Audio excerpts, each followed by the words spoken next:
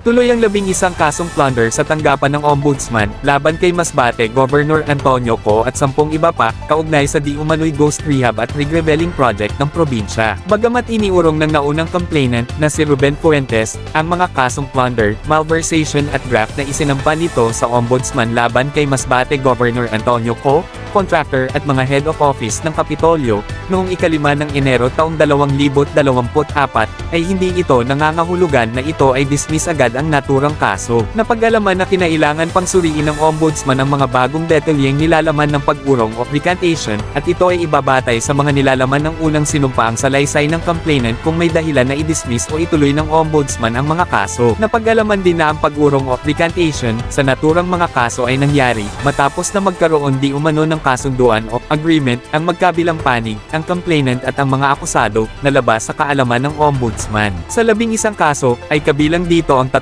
plunder case, dahil sa pag-award ng 548.8,548,798,036.64 sa 3 hindi mga kwalipikadong contractor na kinabibilangan ng 4J Construction and Supply, Marabe General Construction and Supply, at SN Riverel Construction and Supply. Sa reklamo ay nakasaad na ang lahat ng proyektong ini-award sa bawat contractor ay sabay-sabay na sinimulan, kung kaya't inaasahan na dadami rin ang bilang ng mga heavy equipment na gagamitin. Subalit, sa isinumiting mga dokumento ng bawat contractor ay hindi makita ang nire-require na dami ng bilang ng heavy equipment, subalit ang kontrata ay itinuloy pa rin.